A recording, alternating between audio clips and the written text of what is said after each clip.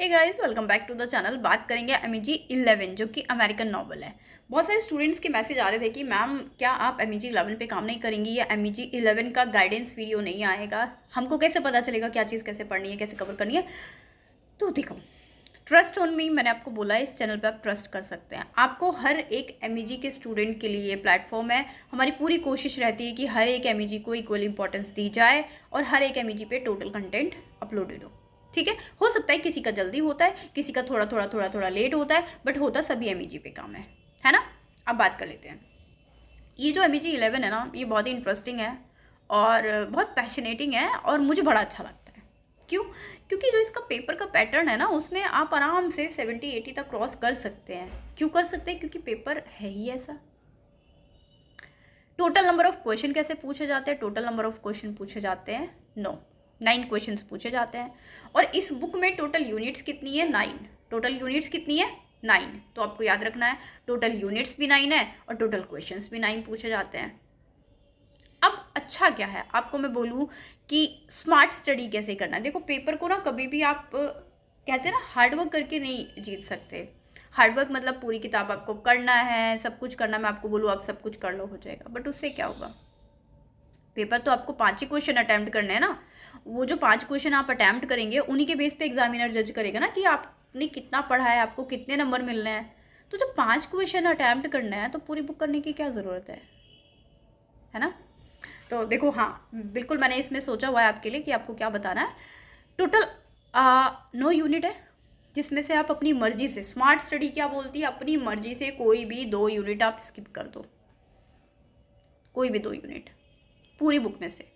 9 unit है, 2 unit skip कर देंगे, कितने बचेंगे? 7 यूनिट। 7 यूनिट से ऑलमोस्ट होता है कि 9 क्वेश्चन आते हैं, पर कभी कभी 8 भी आ जाते हैं, है ना। टोटल 8 क्वेश्चन भी आ जाते हैं। तो अगर 2 यूनिट आप स्किप कर देंगे, मान लीजिए 8 क्वेश्चन आए हैं, 2 यूनिट आपने स्किप कर रखे, तो भी आपके पास कितने क्वेश्चन बचे? 6 क्वेश्चन। पेपर में कितने अटेम्प्ट करने पड़ते हैं? 5 क्वेश्चन।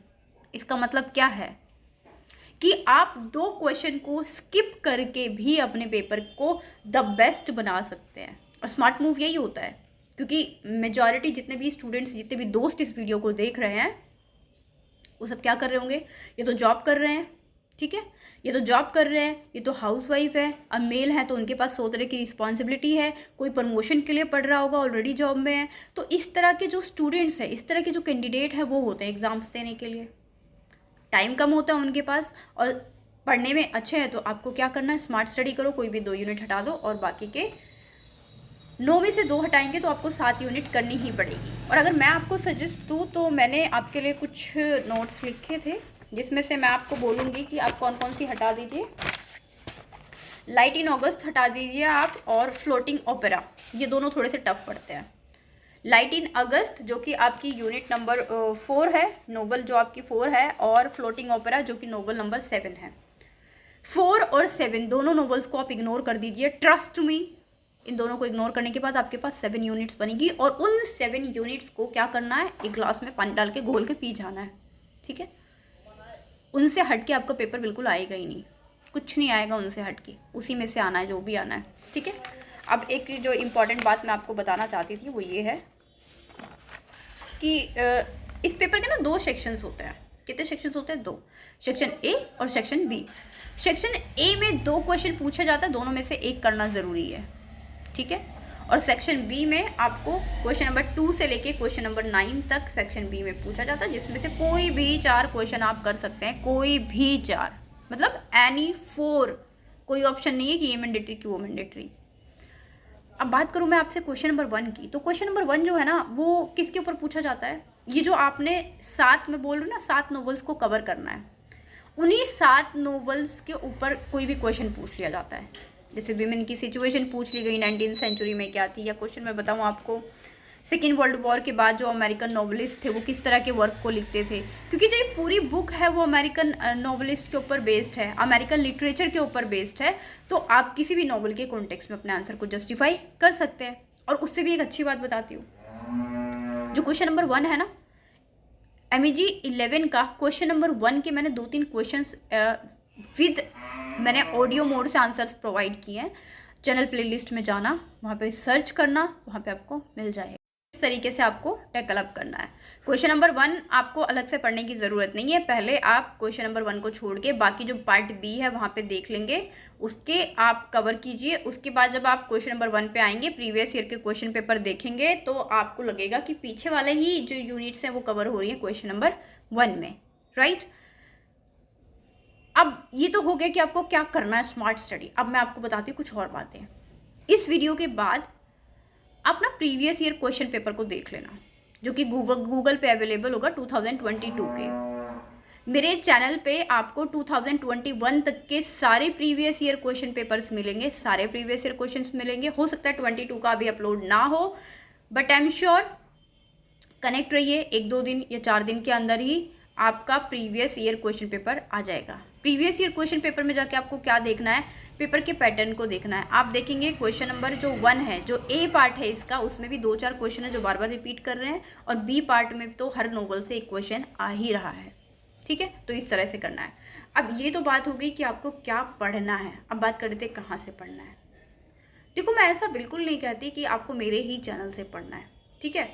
आप 10 जगह से मत पढ़ो। मेरा कंसर्न क्या है कि आप 10 जगह से मत पढ़ो ना, कहते हैं ना so many कुक्स spoil the food.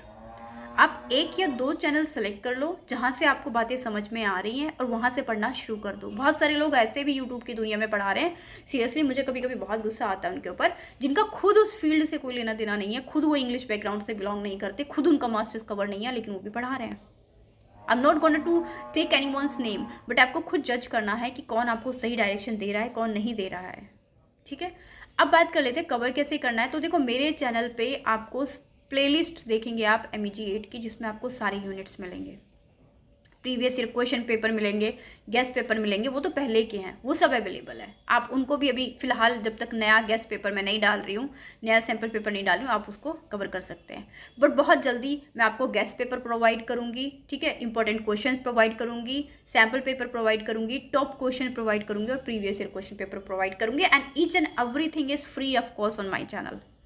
इस चैनल पे आपको सारी चीज़ें फ्री में मिलेंगी, क्योंकि मैं जानती हूँ कि मैं भी एक मिडिल क्लास फैमिली से बिलोंग करती हूँ। मुझे पता है कि जब व्हेन आई वाज मास्टर्स, तो मेरे साथ भी कुछ चीज़ें होती थी कि हर चीज़ पे करके हम नहीं पढ़ सकते। तो इसीलिए इस चैनल पे आप ट्रस्ट कीजिए, आपको हर एक चीज़ फ्री ऑफ कॉस्ट मिलेगी, टू द पॉइंट मिलेगी, और अच्छे से अच्छा कंटेंट मिलेगा। इग्नू की मेन बुक्स को प्रेफर करके हम लोग कोई भी काम करते हैं। अब बात करते हैं शीट को। मैंने आपको बता दिया शीट क्या करना है। टोटल नंबर जितने भी क्वेश्चन होंगे शीट को बांट लेना है। शीट का कैसे डिवीजन करेंगे, जैसे मान लो 30 पेजेस की शीट आ गई, 5 क्वेश्चन करना है। हर क्वेश्चन को कितने पेजेस का करेंगे, 6 पेजेस का करेंगे। किसी क्वेश्चन को बहुत ज़्यादा नहीं करेंगे कि 10 पेज कर दिए, और किसी क्वेश्चन को 2 पेज में ख़त्म नहीं करेंगे, ठीक है। टाइम मैनेजमेंट, टाइम को खींच के चलना है। हो सकता है पहला क्वेश्चन आपका थोड़ा सा ज़्यादा टाइम ले ले, 40 मिनट ले ले, 45 मिनट ले ले, तो उसके बाद जितना भी टाइम बचा वो 4 क्वेश्चनों में बांट देना और खींच लेना। क्योंकि जब पेपर की स्टार्टिंग होती है ना, तो स्पीड नहीं होती है, और उसी के बीच में आपको साइन करना होता है, क्वेश्चन पेपर पढ़ना होता है, फॉर्मेलिटीज़ भी करनी होती है, तो इसलिए बता रही हूँ मैं आपको, ठीक है। अब उसके बाद मैंने कुछ पॉइंट्स लिखा था, टाइम मैनेजमेंट बता दिया, शीट बता दिया, स्मार्ट स्टडी बता दिया कि 2 यूनिट स्किप कर देना, इस तरीके से आपको पढ़ना है। और उसके बाद मैंने आपको सारी चीज़ें बता दी है। पेपर को स्टार्ट कैसे करना है, सबसे पहले इंट्रोडक्शन देना है, क्योंकि ये भी होता है ना कि कैसे स्टार्टिंग करना है। तो सबसे पहले इंट्रोडक्शन देना है, नोवेल के बारे में बताइए, आप उस कंटेंट के बारे में बताइए, राइटर के बारे में बताइए। उसके बाद आप बताइए कि उसमें स्पेसिफिकली क्या बोला है। फॉर एग्जाम्पल, अगर मैं बोलूँ द कलर पर्पल है, उसका मेन थीम क्या है, तो देखो उसमें वीमेन की सिचुएशन को दिखाया गया है, किस तरह से वो एजुकेशन में फील्ड में पीछे थी, या फिर जिस तरीके से उनको रिसेसिव बनाया जाता है, जो मेल डोमिनेंसी को शो करता है। ये सारी चीज़ें आप बिल्कुल शॉर्ट में इंट्रोडक्शन में लिख दीजिए। उसके बाद क्या लिखेंगे, कैरेक्टर्स के नाम लिखेंगे। उसके बाद क्या लिखेंगे, मेन क्वेश्चन को स्टार्ट कीजिए कि कलर पर्पल से क्या पूछे, वीमेन की सिचुएशन पूछे तो पूरा इलेबोरेट करो। उसको इलेबोरेट करने के बाद आपको टेक्निक्स आती हैं तो टेक्निक्स लिखिए, थीम्स आती हैं तो थीम्स लिखिए, टाइटल को जस्टिफाई कीजिए, और उसके बाद अपने आंसर को एंड पॉइंट दीजिए। एक सबसे इंपॉर्टेंट बात कि आंसर को हमेशा कब खत्म करना है, जब नीचे से 3-4 लाइनें बची रहेंगी तभी आपको आंसर खत्म करना है, ठीक है। ऐसे पूरा पेज नहीं भर देना है, क्योंकि कभी कभी क्या होता है एग्जामिनर नंबर देना भूल जाता है। तो हमेशा आंसर को खत्म करना है, तो नीचे से कम 4 लाइनें छोड़ देना, ताकि एग्जामिनर को समझ में आए कि क्वेश्चन जो है वो ख़त्म हो गया है और आपको उसे नंबर देना है। कोई भी मिस्टेक नहीं होनी चाहिए आपकी तरफ से जिससे नंबर कटने की थोड़ी सी भी गुंजाइश हो। और मेरा पूरा मोटो रहता है कि जितने भी स्टूडेंट्स इस चैनल पे जुड़े हैं, जितने भी स्टूडेंट्स मुझे फॉलो करते हैं या इस सक्सेस मेकर को अपनी फैमिली समझते हैं, उनको द बेस्ट चीज़ें मिले। Good luck.